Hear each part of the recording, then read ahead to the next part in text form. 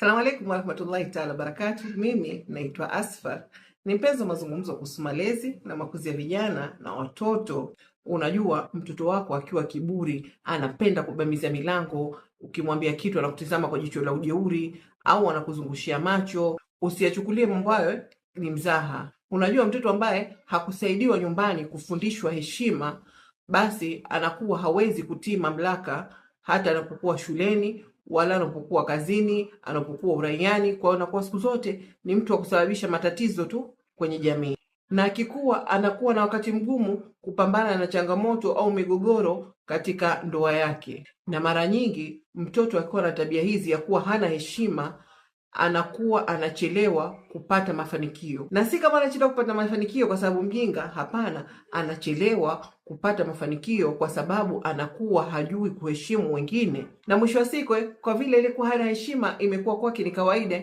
anaweza hata nyinyi familia yake akakukateni. Kwa hiyo najua tunafundishana mara nyingi kwamba tuzungumze na watoto kwa heshima, tuzungumze na watoto kwa kuonea huruma.